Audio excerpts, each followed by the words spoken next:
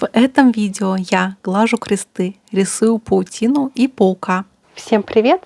Я рада видеть вас на моем канале. Меня зовут Даша, и сегодня я буду окрашивать Фердинанд. Он у меня уже обезжирен, и осталось его загрунтовать и приступить к работе. В этой серии я как раз этим и займусь. Начну я, как всегда, с грунта. Сегодня я использую серый грунт от фирмы Zip. Кстати, его можно купить в интернет-магазине «Я моделист». Ссылочка будет в описании. Тут главное аккуратно задуть так, чтобы на модели не осталось голого пластика. Второй этап – пришейдинг. Тут я использую черную краску Pacific серии XXL. Pacific фасует популярные краски в большие бутылки, что позволяет немного сэкономить на краске. Ведь если вы планируете много красочных работ, это важно. А пока я работаю, я вам расскажу немного о Фердинанде. Немногочисленная немецкая тяжелая самоходка Фердинанд оставила заметный след в исторической памяти и в советском танкостроении. Само по себе слово «Фердинанд» стало нарицательным. Эти самоходные установки красноармейцы замечали на разных участках Советско-Германского фронта, причем аж до конца войны. На практике же была построена всего 91 такая машина, а по-настоящему массово Фердинанд использовался только летом 1943 года в ходе операции «Цитадель» на Курской дуге. В этом сражении немцы потеряли более трети всех своих машин данного типа. Пришейдинг у меня пока что не получается, поэтому я иногда чрезмерно задуваю базовым оливково-желтым цветом черный пришейдинг. Несмотря на то, что САУ «Фердинанд», позже известная как «Элефант», применялась довольно ограниченно, они показали себя очень эффективным противотанковым средством. Командование Красной Армии к детищу Порше и Алкет отнеслись очень серьезно. Появление «Фердинанд» на фронте прямо отразилось на разработках советских танков, танковых орудий и противотанковой артиллерии. Следующий этап – это нанесение камуфляжа. Я не рискнула рисовать его аэрографом, так как модель слишком мелкая, а тут без масок не обойтись. А масок для такого вида камуфляжа нужно очень много, поэтому кисть – это лучшее решение. И красила я, опираясь на цветной вкладыш с боковинами машины из набора. Продолжу рассказывать об этой неординарной боевой машине. О том, что немецкая промышленность создала столь внушительную боевую машину в главном бронетанковом управлении Красной Армии, вплоть до ее появления на фронте, даже не догадывались. Не знали о ней и союзники по антигитлеровской коалиции. Объясняется это просто. Дело в том, что построены Фердинанды были весной 1943 года, а в бой пошли в начале июля. За то короткое время, что шла подготовка к операции «Цитадель», информация о Фердинанде сквозь линию фронта не успела просочиться. При этом даже о «Пантере», для которой сражение на Курской дуге тоже стало первым дебютом, союзниками была получена хоть какая-то информация, пусть и неточная. Это промежуточный результат. Теперь окрашиваю тросы и штатный инструмент. Тут все как обычно, главное аккуратно.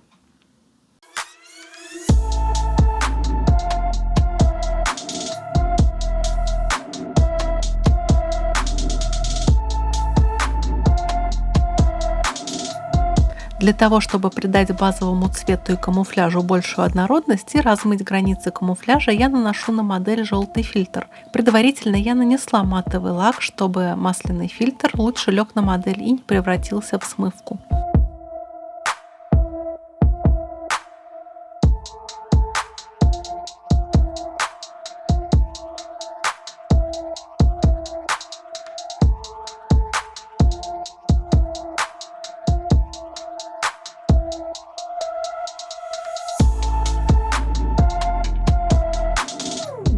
Наношу глянцевый лак, он облегчит процедуру нанесения декали и смывки. Теперь я перевожу декали. Я буду делать машину с бортовым номером 501 из 653-го тяжелого истребительно-противотанкового батальона времен операции «Цитадель» 1943 года. Так написано на цветном вкладыше на коробке. Но большинство других источников говорят, что эта машина из 654-го батальона и принадлежала обер-лейтенанту Гансу Иоахиму Вельде, командиру первой батареи 654-го дивизиона тяжелых истребителей танков, а буква «Н» с спереди и сзади машины свидетельствуют как раз о том, что машина служила именно в 654-м батальоне, командиром которого был майор Карл Ганс Ноак, о чем как раз и говорят первая буква фамилии. Фух, что-то я заболталась с вами.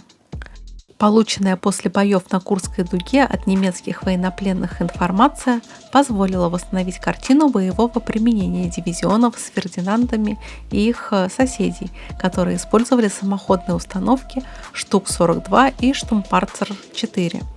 Фердинанды, обладавшие толстой броней, выступали в роли тарана, двигаясь во главе боевых порядков ударной группой. Согласно собранной информации, машины шли выстроившись линией.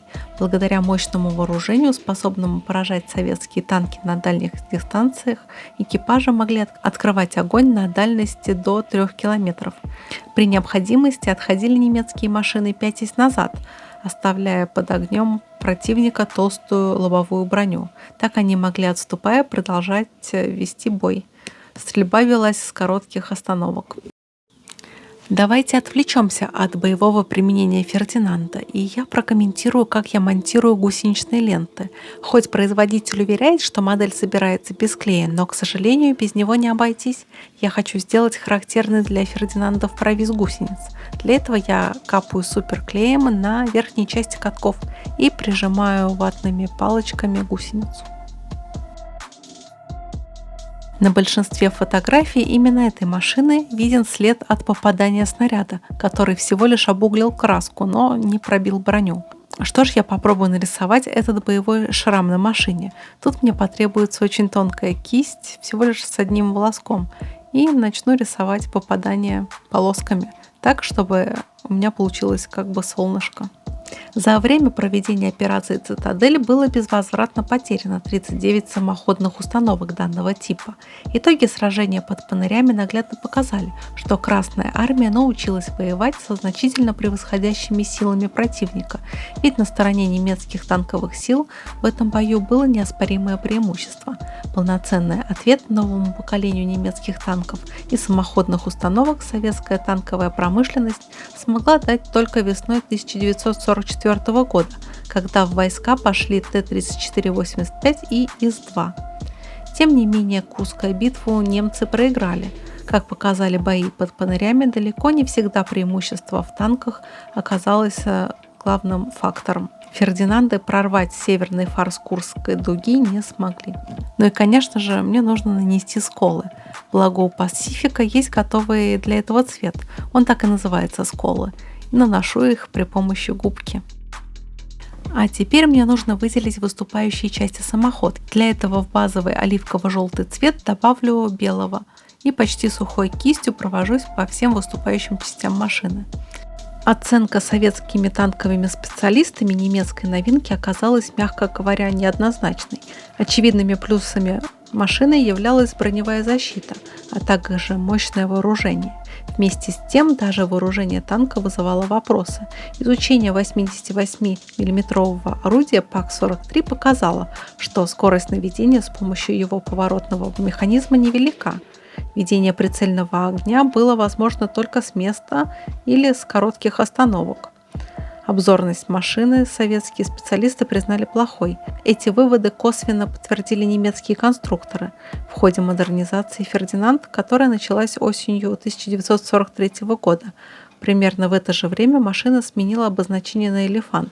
Машины получили командирскую башенку. Правда, это не намного улучшило ситуацию. Еще одним существенным недостатком немецкой САУ был небольшой боекомплект, состоявший всего из 38 патронов. Экипажи самостоятельно исправляли ситуацию. В самоходных установках находили деревянные укладки, кустарно сооруженные в полевых условиях. Сейчас я выделю коричневой смывкой от Пасифика детали рельефа машины. Прямым следствием появления Фердинанда стало начало разработки тяжелого танка «Объект-701», будущий ИС-4. Кроме того, ускорились работы по 122 мм пушке Д-25Т, начатые еще в мае 1943 года. Больше того, ей на замену предполагалось выпустить еще более мощное орудие с начальной скоростью снаряда до 1000 метров в секунду. Начались работы по созданию более мощных орудий калибра 85 и 152 мм. Наконец, снова на повестке дня появился вопрос о разработке 100-мм орудия с баллистической морской пушки. Так началась история Д-10С, основного вооружения самоходной установки Су-100.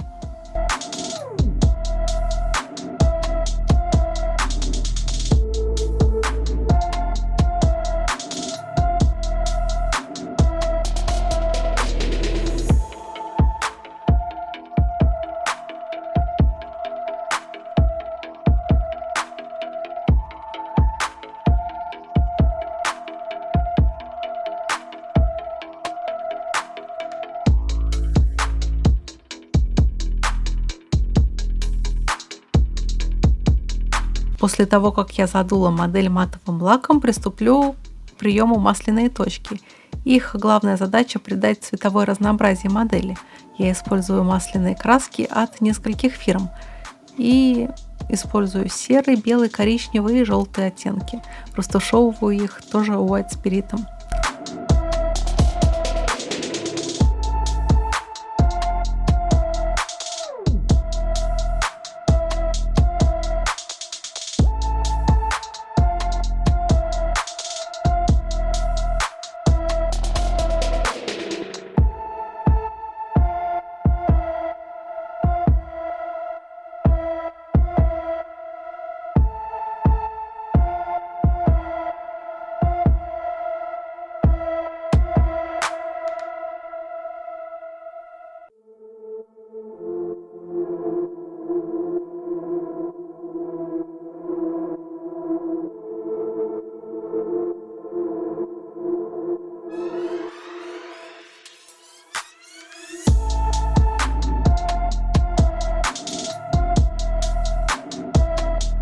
А также выделю белые масляные краски при помощи метода сухой кисти, также в выступающей части машины.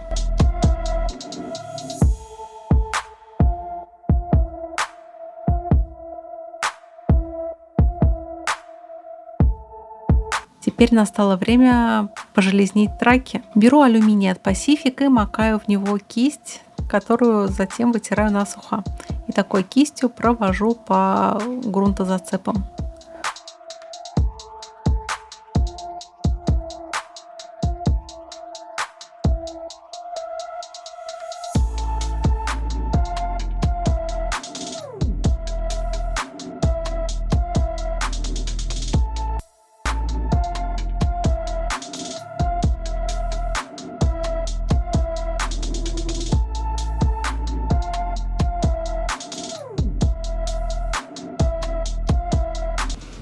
Я хочу немного запылить самоходку. Она воевала летом, а летом в средней полосе России много сухой пыли. Я буду имитировать ее сухими пигментами от MIG оттенком Dreymood. Я просто наношу пигмент на гусеницы и на нижнюю часть машины. И, кстати, я еще приклеила антенну. Я ее сделала из проволоки, хотя в идеале ее бы стоило сделать из более тонкой проволоки. Антенну я окрасила черным цветом.